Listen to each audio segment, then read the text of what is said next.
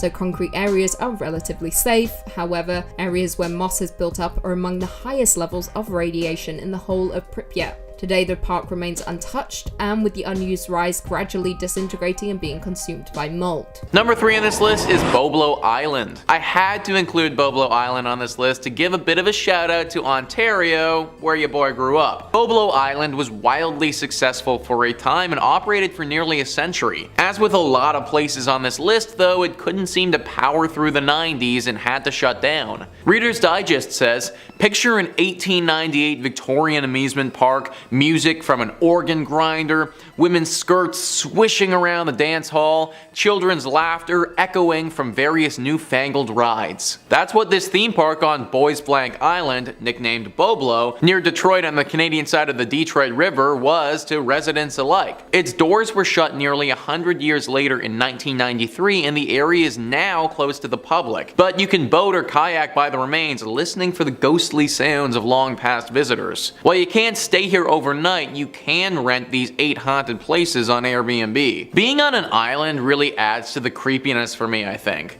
Like this place, from all the pictures I could find, it really looks totally detached from all other society. Basically meaning that whatever happens here, you are totally by yourself. Like there is a new set of rules for this island. There have been stories that something lurks here, a spirit or something dark.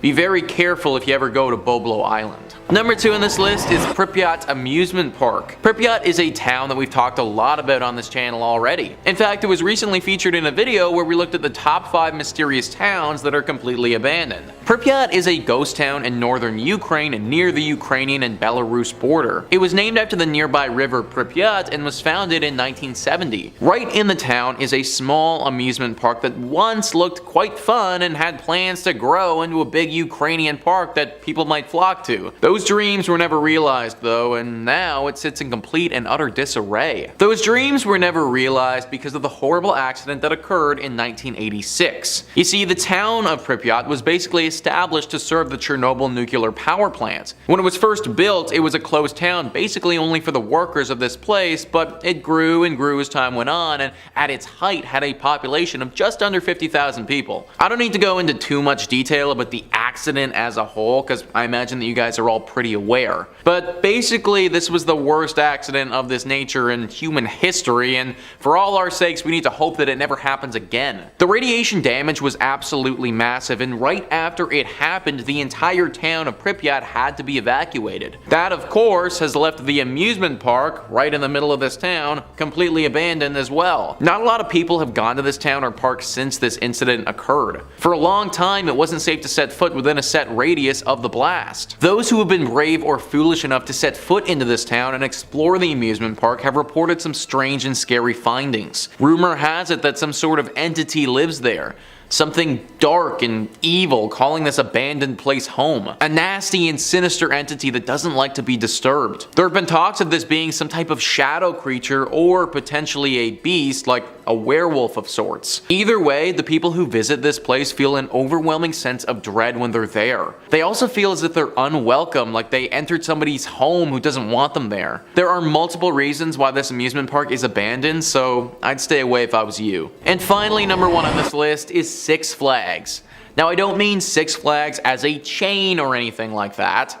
There's 23 different Six Flags in the United States, and not all of them are haunted. One in particular, though, is currently out of commission, abandoned, and definitely a spot you shouldn't go to. All the Rooms writes, this Six Flags fell out of business following serious damage from Hurricane Katrina in 2005. The park opened in 2000 and was only operating for a few years before suffering significantly during the hurricane, which displaced 20,000 people and killed nearly 2,000 people. The park closed after Hurricane Katrina, and there wasn't enough funding for repairs, so it fell into further decay over the last few years. To this day, there's still an eerie sign at the entrance to the park that says closed for the storm. It's an apocalyptic site which has been taken advantage of by Hollywood and used for films such as Jurassic World and Dawn of Planet of the Apes. These filmmakers are way braver than I would be, because I would not want to be setting foot on those grounds. The people who have been here all seem to think that something paranormal is going on. Phantom noises echoing throughout the the park and other random bodiless sounds are heard all the time. Similarly to a lot of the other things on this list, there is a massive overhanging feeling of dread. The air is thick with it and you can almost taste the discomfort. No one has reported being attacked here, but it seems like that's only a matter of time if people keep going. The mayor of New Orleans is currently looking at demolishing this park, which, in my opinion,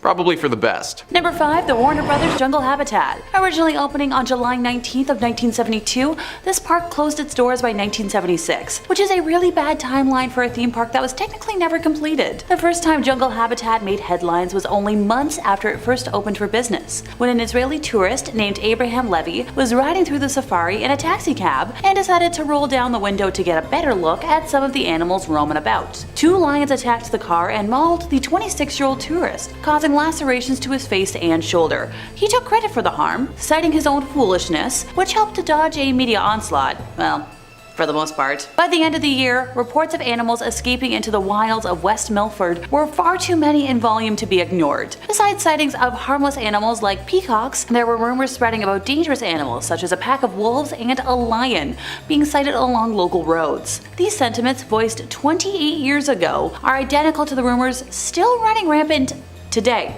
Yep, you heard me, today. Tales told by West Milford residents who have looked out in their backyards include wandering ostriches and a band of baboons running amok in the town's pharmacy. Emus, baboons, and even wolves are just some of the uncaged critters which were known to have escaped the park. I feel like I found the origins for the Night at the Museum franchise. On July 8th of 1974, a 68-year-old visitor from Long Island was grabbed by the trunk of a baby elephant, which then slammed her against a fence and bit her. The woman, Elizabeth Ennis, was later awarded $200,000 by a court. In an account in the New York Times, she claimed the elephant bit her on her right hand, and because of the trauma incurred by being slammed into the fence, she had persistent pain in her right side that prevented her from lifting heavy items. Her husband was awarded $5,000 for loss of companionship. So the animals at the park also had a tendency to damage the cars that passed through. An e-museum for the park says that tigers like to bite and pop car tires, and monkeys like to rip antennas off of cars. Sounds like a lack of good animal training and boundaries to me. So right after the park closed in 1976, some animal carcasses were left outside. This pile grew until 30 animal bodies, including that of an elephant, a bison, a camel, some zebras, were all left lying until April, when the ground had thawed enough to finally bury what was left of the bodies. The 6 months that they were left exposed was a violation of state laws, which stated that any animal should be buried within 48 hours of its death. Despite this violation, Warner Brothers was not sanctioned. Jungle Habitat is gone now, but not forgotten. Reports of mysterious kangaroo sightings in remote corners of West Milford still turn up from time to time. Number 4, Under the Sea Gone Wrong. Disney's River Country was the first water park at Walt Disney World, and possibly the first themed water park ever. Look, as much as I love Disney World, and I'm mentally planning my next trip back, I'm here to call a spade a spade. Some consider River Country to be the first water park anywhere, but that depends on how you define a water park. Yes, River Country opened almost a year before Wet n Wild in Orlando, but there were public pools and lake parks with water slides and other aquatic play equipment long before River Country opened. So just as Disneyland had reinvented the amusement park 21 years earlier, River Country reinvented aquatic recreation. The water park's grand opening was on June 20th of 1976, and on Thursday, August 28th of 1980,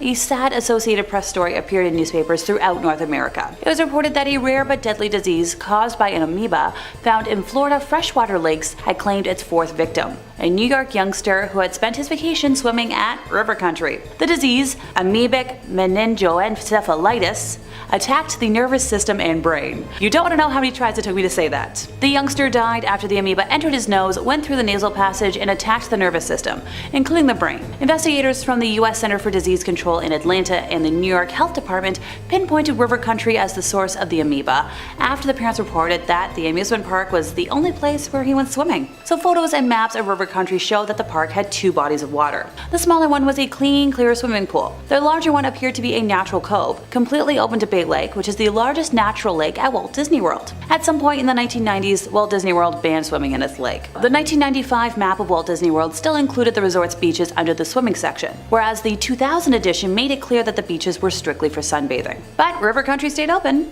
There was never another death from amoebic, very long word that I'm not going to try and say again, linked to River Country. But there were 2 drownings, one in 1982 and the other in 1989. So River Country had its normal seasonal closing at the end of the 2001 season, but when the time came for it to reopen for the 2002 season, it didn't. River Country never reopened. Number 3 on this list is the Haunted Mansion. Alright, so there are actually tons of different legends surrounding the Haunted Mansion, so I wanted to lump them all into one entry here. All Ears says there are 2 versions of this story, one involving a construction worker and the other involving a test rider. While the specifics are slightly different, the overall gist of the tale is the same, that the original version of the Haunted Mansion was so terrifying that it led to someone suffering a heart attack and dying. According to the myth, this led to an extensive retooling of the ride, adding in a humorous tone and delaying the mansion's opening from the early 1960s to 1969. This was the first of many legends surrounding this ride and still is brought up all the time. It's hard to forget that it ever happened because apparently employees of Disneyland today have seen the ghost of this person tons of times. Another legend in this Haunted Mansion centers around Madame Leota's spellbook. Many Disney employees have come out and talked about how they get a bad feeling whenever they pass by the spellbook in the ride or have to do anything with it. Apparently this spellbook is actually an authentic spellbook from the 1400s. It was used by a witch and was responsible for a lot of death and evil taking place. So already we have a ton of scary and dark stuff going on here, but what really doesn't help the situation is when people take the ashes of their dead and spread them. Yeah, this literally happens, guys. Andrew379, a former employee, says it's pretty common for guests to dump ashes of their loved ones on the Haunted Mansion ride. They do it because there are 999 ghosts and there's always room for 1,000. This has obviously left a bit of a ghostly presence at this place, and Disney employees are not too fond of it. One story had a Disney employee run for their life because they were being chased by a whole mob of ghosts, presumably spirits of those who have had their ashes dumped here. There are even more scary legends that workers have told about this mansion too, so moral of the story, probably best to stay away. Number 2 on this list is the Jump. Disneyland has some big hotels on its ground. These hotels have balconies. If someone got the idea that they wanted to take their own life, then it wouldn't be too hard for them to do it from said Disneyland hotel balcony. That's exactly what happened back in 2008. Reuters says a man apparently jumped to his death on Friday from the 14th floor of the Disneyland Hotel at the world-famous amusement park in Southern California, police said. The man, who was in town on business and not immediately identified by authorities, was killed in the 14-story fall from his hotel room balcony. He was pronounced dead at the scene. Right now, it's certainly looking like a suicide, Anaheim Police Sergeant Rick Martinez told Reuters. He was seen leaping off the balcony. Martinez said the man, who was in Anaheim on business and appears to be in his 30s or 40s, also left evidence in the room that suggested it was that. He was sharing a room with another male associate, and for some reason he went out onto the balcony, and all indications are that it was an intentional act, Martinez said. The Disneyland Hotel has nearly 1,000 rooms in 3 towers overlooking the so-called happiest place on earth. Some employees of this hotel saw this happen firsthand and were the first ones to see his body at the ground. It obviously wasn't a pretty sight, having just fallen from 14 stories up. I don't know about you guys, but if I was the one to have seen that firsthand and found him, I truly believe that I'd be scarred for life. That is literally a life-altering thing that you just witnessed and probably won't ever be the same again. And number 1 on this list is mind control. Hold up, Disneyland is using mind control on people? Well, sort of. Screen Rant says Disney has been suspected of some pretty far out things, but mind control? Surely not. The reality of this suggestion is a little bit more plausible than one might first think. Some call it mind control, but Disney calls it immersion. Forced perspective and other visual tricks are common, but it's the smellitzers that truly sell the illusion. These little devices pump the parks full of smells appropriate to their placed environments and can smell like anything from popcorn to pirate water. A secret yet surprisingly effective way to keep guests entranced. Employees working here regularly have even caught themselves consistently getting fooled by these little tricks the park plays on our minds. It's not illegal what they're doing, but it's definitely pretty shady. Really pulls the curtain back on the whole operation that is Disneyland. The most magical place on Earth is really nothing more than just a bunch of smoke and mirrors and really nice smells. Kicking us off in 5th place, we have Water Park Troubles. This tale takes place at Schlitterbahn, which is a theme park owned by Cedar Fair in Texas on the Raging Rapids portion of the Lazy River. Our narrator Vanessa and her friends didn't expect anything intense from the ride. They were all just, looking forward to relaxing, watching the water go by, enjoying the scenery. As expected, the ride wasn't super intense whatsoever at first, until it hit a patch of white water, and because of the angle that the raft hit the bump, Vanessa and her companions were launched into the river. Nope, that's not supposed to be part of the ride. And while the ride might have only been, 3 feet or so deep of water, I'm reminded of all the posters from my local pool growing up about how people can literally drown in a bathtub. So yikes! Vanessa described herself as entering a state of shock, feeling emotions ranging from fright to embarrassment, confusion, and panic. As she attempted to reach for the raft to pull herself back in, she realized she couldn't see her friends anywhere, and she was once again being yanked underwater. Panic had taken over as the main emotion by this point, and Vanessa found herself swirling around and around and around under the water. Thankfully, a nearby lifeguard jumped into action and was able to hoist Vanessa and her friends back into their raft, allowing them to enjoy the rest of the rapids in the intended fashion. I'm a little concerned about the lack of seatbelts on that ride since they were never mentioned, and I feel like that should be a thing, or like a weight sensor to stop the ride in event that, someone goes over. Oh, just me, okay. As a high point to this, somehow Vanessa managed to keep her glasses on throughout the entire ordeal.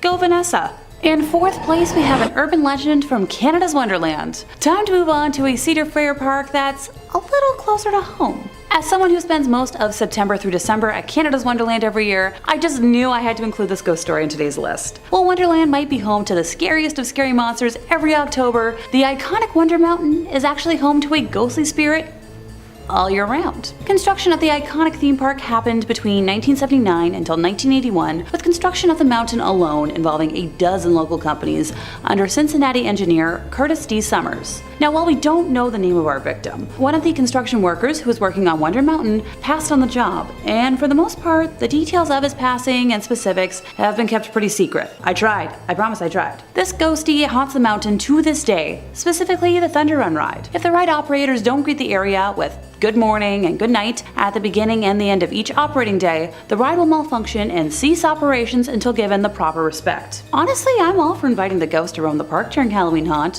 What's the worst that could happen? An actual ghost over in Ghostly Pines or Spirit Manor would be so much fun to see. Oh, just my own opinion again?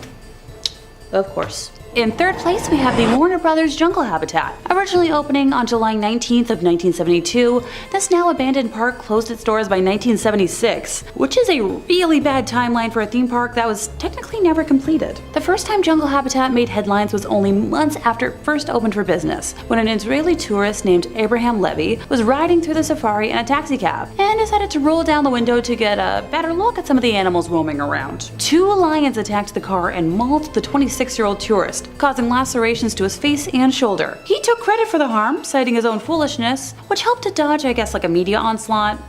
For the most part. By the end of the year, reports of animals escaping into the wilds of West Milford, which is where the park is located, were far too many in volume to be ignored. Besides the sightings of harmless animals like peacocks, there were numerous rumors spreading about dangerous animals such as a pack of wolves and a lion being sighted along local roads. Okay, look, I grew up in the land of moose, and I wouldn't want to see one of those on the side of the highway. I can't imagine seeing a lion on the side of one. These sentiments voiced way back in the day are identical to the rumors still running rampant today. Tales told by local residents who have, looked out into their backyards include wandering ostriches and a band of baboons running amok in the town's pharmacy. Guess they needed a prescription filled. Emus, baboons, and even wolves are just some of the uncaged critters which have been known to actually have escaped the park. I feel like I found the origins for the Night at the Museum franchise. On July 8th of 1974, a 68-year-old visitor from Long Island was grabbed by the trunk of a baby elephant, which then slammed her against a fence and bit her. The woman, her name's Elizabeth Ennis by the way, was later awarded $200,000 by a court. In an account in the New York Times, she claimed the elephant bit her on the right hand, and because of the trauma incurred by being slammed into the fence, she had persistent pain in her right side that prevented her from lifting heavy items. Her husband was awarded $5,000 for the loss of companionship. I'm just glad that's all that she went through. Goodness, elephants are pretty big. The animals also had a tendency to damage the cars that passed through. An e-museum for the park that exists online now says that the tigers like to bite and pop car tires, and monkeys like to rip antennas off the cars. Sounds like a lack of good animal training and boundaries to me, but I'm no animal expert. Right after the park closed in October of 1976, some of the animal carcasses were left outside. This pile grew until, 30 animal bodies, including that of an elephant, a bison, camel, and some zebras, were all left lying until April, when the ground had thawed enough to finally bury what was left of them. The 6 months that they were left exposed was a violation of state laws, which stated that any animal should be buried within 48 hours of its passing. Despite this violation, Warner Brothers were not sanctioned. Jungle habitat is gone now, but never forgotten. Reports of mysterious kangaroo sightings in remote corners of West Milford still turn up from time to time. Be careful, kangaroos hurt.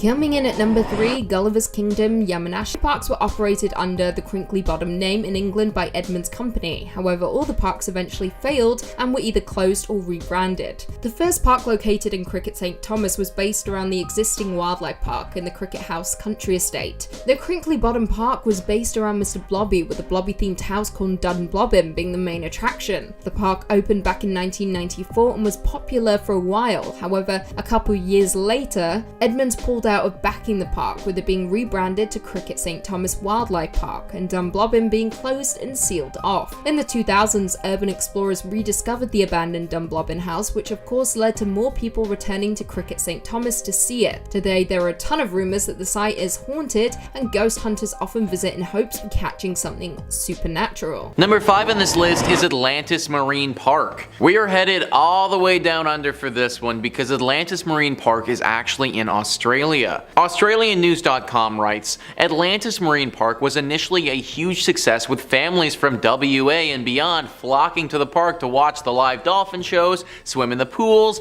ride pedal boats, and have their obligatory photo with King Neptune, a huge statue at the entrance to the park. However, in 1990, just 9 years after opening, Atlantis shut its doors. Western Australia's boom never eventuated, and the 1987 stock market crash put a halt to prosperity. Atlantis closed due to financial difficulty and was left abandoned. It has since been damaged by vandals and has become overgrown and derelict. Old statues can still be found scattered throughout the grounds, as well as broken walls and concrete pools. For years, it was no man's land, popular with dog walkers. However, just last month, the iconic King Neptune was restored to his former glory after a petition by locals who started an online campaign for something to be done with the ruins. Well, I'm glad to see that Neptune is looking fresh again, but I don't know how long he'll stay that way. Apparently, this place, when the sun goes down, is home to some evil creatures. Four-legged mutant things with glowing red eyes that hiss and are nothing that we know of from this world. Now, this could be a bunch of baloney, but that's what some people have reported seeing when they've explored this place at night. Probably safe to go during the daytime, just make sure you set an alarm for 6 p.m. to get out of there if you do go. Number 4 on this list is Crinkly Bottom Theme Park. This one, to my understanding, has been demolished, but it still deserves a spot on this list because of how creepy it was when it was around. Mr. Blobby was a TV caricature in the early 1990s. He was featured on one of Britain's most successful late-night Saturday television shows and was this big pink blob creature with a bow tie on. This was a comedy television show, and this blob thing didn't lack any of that. He would often engage in annoying antics with celebrity guests and become a bit of a British television phenomenon. Well, Mr. Blobby was successful enough that he of course needed toys, merchandise, and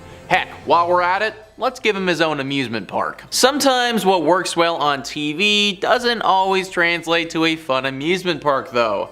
Crinkly Bottom was what they called it, and it opened up in 1994. This annoying sidekick's popularity didn't last forever though, and this amusement park's life was very short-lived. The place shut down in 1996 because it simply was not making enough money. Then it faded away into obscurity and everybody forgot about this interesting little business venture. That was until 2009 though, when some urban explorers stumbled upon it again. The once bright and beautiful Blobby Land looked like something straight out of a horror film. It was warm worn and gross and just reeked of evil. Animals had taken up residence there, and based on how the place looked, it wouldn't have been surprising if some sketchy characters once did business there too. You can't visit it now because it's demolished, but you really shouldn't have been going when it was around anyways. Number 3. Joyland Deaths. Located in Wichita, Kansas, Joyland once featured state-of-the-art rides and attractions, holding a reign of 55 years of fun and joy. Today, the once popular park is being reclaimed by nature, piece by piece by piece. So Joyland came into existence on June 12th of 1949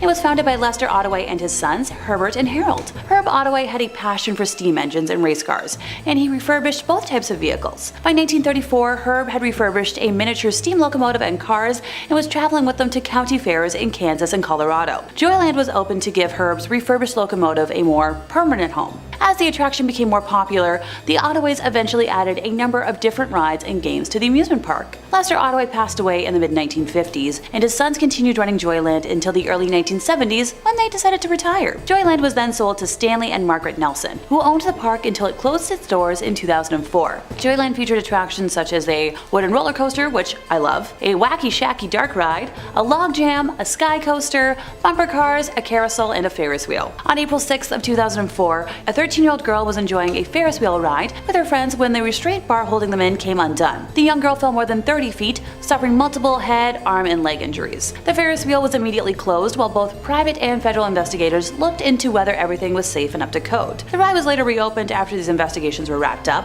Also, another notable ride at Joyland was the wooden roller coaster that was known as the Nightmare. Although the roller coaster was a staple at the amusement park, it too saw its fair share of injuries, which is a shame. Like, I really love wooden coasters. On May 25th of 1977, somebody in the single digits of age stood up in one of the carts and fell, died at the scene from the injuries sustained from the fall. Another death occurred 20 years later on August 27th of 1998 when 35-year-old maintenance worker Kevin Briley was under the ride trimming the grass. He stood up and was tragically hit by the coaster and passed away. My heart hurts telling that tale because, like I said already, I'm such a huge lover of traditional wooden roller coasters. You know, there's just something about narrowly avoiding whiplash that I personally find thrilling. And go figure, Joyland closed its doors in 2004. Number 2, doomed before it could open. The Pripyat amusement park was set to have its grand opening on May 1st of 1986, in time for the May Day celebrations, but these plans were cancelled on April 26th when the Chernobyl disaster occurred, just a couple of kilometers away. Several sources report that the park was opened for a short time on April 27th before the announcement to evacuate the city was made to distract,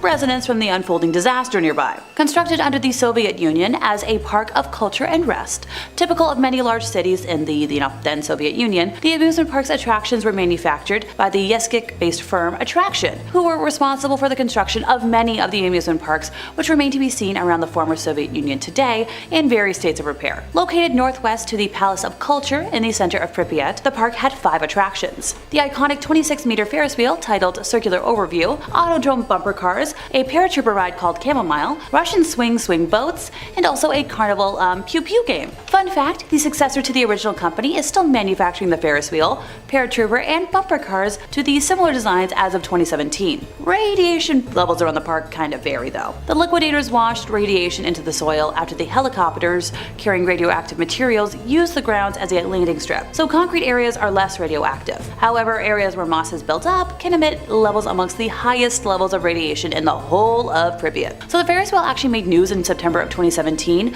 when Polish tourists turned it mechanically for the first time since 1986. Thankfully, they returned it back to its original position, but kinda neat that it could still work. Number 1, a cursed history. Lake Shawnee Amusement Park opened its doors in 1926 when proprietor Conley Snidow Sr. purchased the land. His vision to build a place for local families to relax and enjoy time together was realized as the coal miners from local towns descended on it each year, making it a fantastic destination for summer vacations. The park was full of activities. It featured a man-made swimming lake, a racetrack, concessions, and cabins for visitors, looking for an overnight stay. The big cornerstones were the Ferris wheel and the swings, 2 rides that were popular with everyone who spent time at the park. And you know what? That all sounds pretty idyllic to me. Tragedy, though, began to grip the amusement park in the 1950s, when several deaths shocked locals. A young girl's life ended on the swing ride when a delivery truck backed into her seat, killing her in place. Another youngster lost his life when he drowned in the swimming pool after his arm got stuck in a drain pipe. And by 1966, this amusement park closed its doors to the public, and the land sat dormant for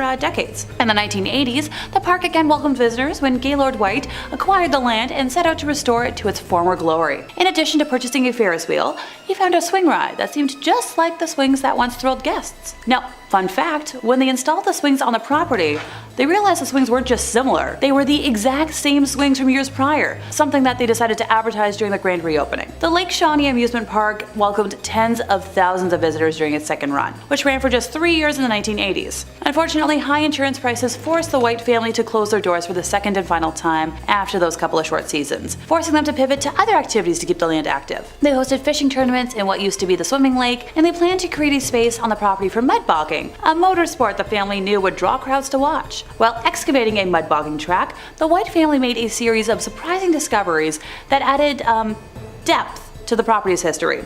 For starters, the park was built over a Native American burial ground, with an archaeological dig uncovering 13 bodies, mostly young folks. In the 1700s, the property was the active home base for the Native Americans until they seemed to suddenly disappear. Among the bracelets, clothing, and tools that excavators found, they also found mass graves that suggested as many as 30,000 people had been buried on the property. But, that's not the darkest history of the land.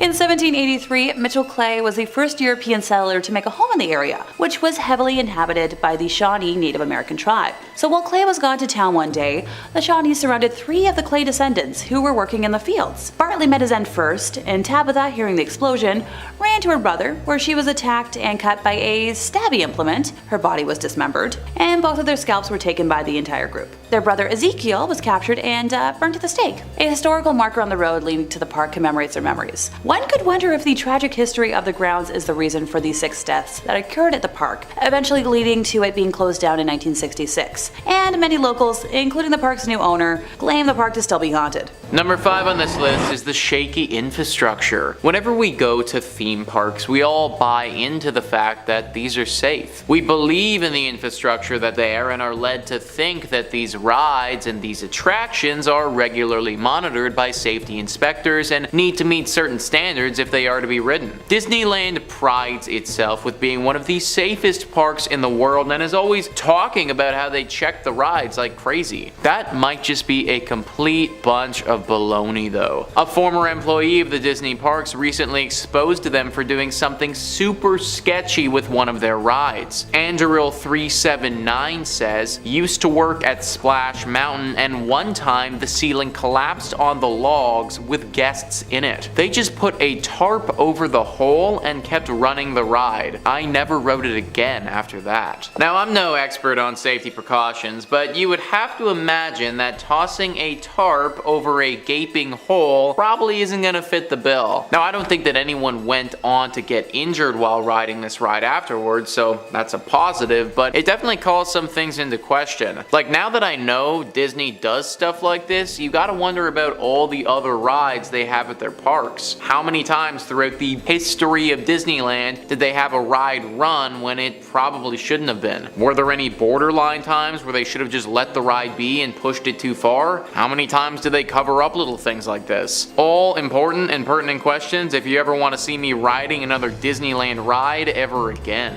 Number 4 on this list is Walt's light. Walt Disney was a very sentimental guy. He liked little mementos and cute little things. Well, one of those little things that he did was have a lamp that was always turned on when he was at work. Disney Wiki says, according to legend, when Walt created an apartment in Disneyland, he placed furniture with a small kitchen and a lamp. The lamp was used as a signal for the Disneyland cast members. Every time Walt went to work, he would turn the lamp on. When Walt went home, he would turn it off. When Walt died, the cast members finally turned it off. The next morning, though, the cast members went to work to find the lamp on. The lamp was turned on by itself mysteriously. The lamp was never turned off and never went out. The lamp now holds Walt Disney's spirit and is a cherished part of the Disney family. Now this is meant as a cute story and it's portrayed as such, but they didn't go into detail there on how this was actually discovered. Apparently a Disney employee was there the night before and was responsible for turning the light off. They did such and was walking out of the room when the light turned back on. They got a little frustrated frightened, but went to turn the light off again, and sure enough, before they could leave the room, boom, lights back on. Now they are really freaking out and have to call a bunch of people in to see what the heck was happening. Eventually they just chalked it up as Walt Disney's ghost coming back, but that's also like really scary too. I'm kind of surprised that we're just all okay with having Walt Disney's ghost just chilling in a lamp at a fire depot, like just overseeing everything. I mean, I guess if they're cool with having his head in a freezer like people talk about, then a little ghostly lamp action really isn't that big of a deal either. In second place, we have the Joyland deaths. Located in Wichita, Kansas, Joyland once featured state-of-the-art rides and attractions, holding a reign of 55 years of fun and joy.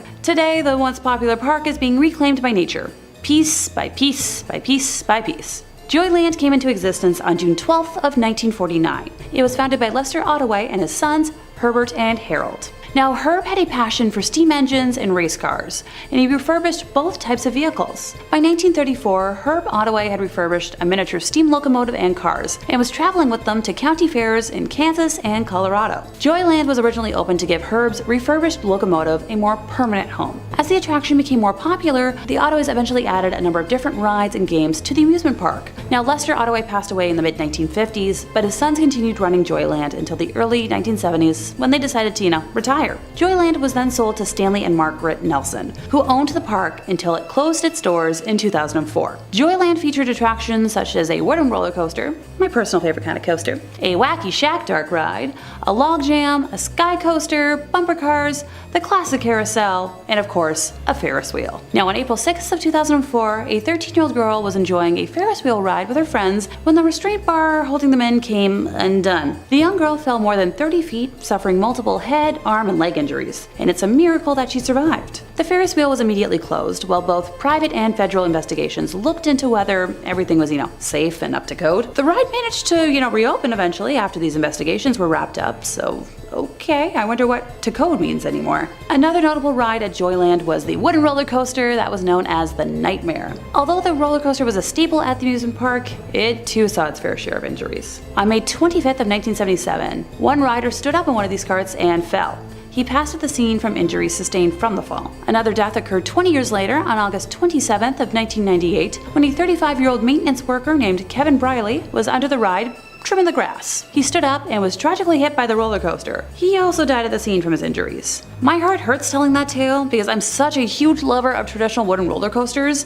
There's just something about narrowly avoiding whiplash that I personally find thrilling. Joyland closed its doors in 2004. Maybe it might be worth, a little urban exploration.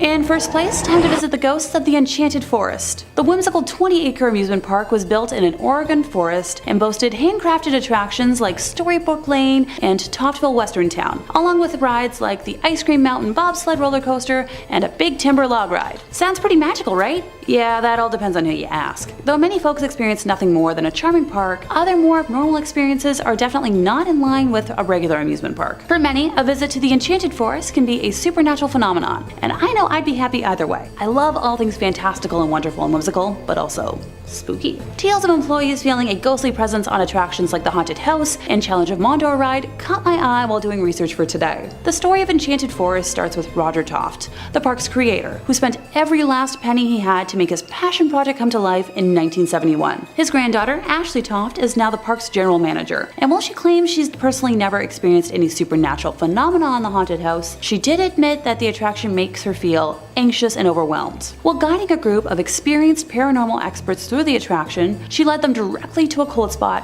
that could be attributed to an otherworldly presence. As much as I understand the stigma of not wanting to believe in ghosts, that's a coincidence I can't just ignore. Challenge of Mondor ride operator Chris Dunn has since told a tale of an inexplicable encounter that he experienced one morning in 2016 while prepping the wizard-themed target aiming attraction for the day. He explained how he heard footsteps behind him, but turned around.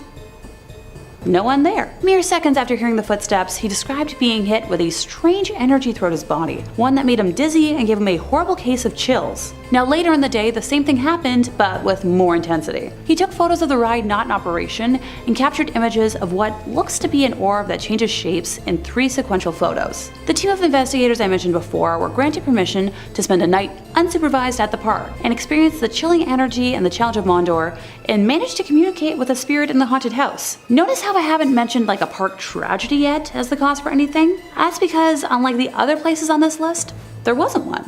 The haunted house was built during the original construction along with the rest of attractions, and Challenge of Mondor was constructed in 2006. Time to borrow that time machine I've been asking the powers that be for, and travel on back. In August of 1846, Oregon settlers and indigenous tribes of the Willamette Valley fought a terrible battle in present-day Salem, known as Battle Creek. The theory most people believe is that the energy could be the cause of the manifestation in the theme park, which was built in close proximity to the gruesome fight. You let me know what you think down in the comments.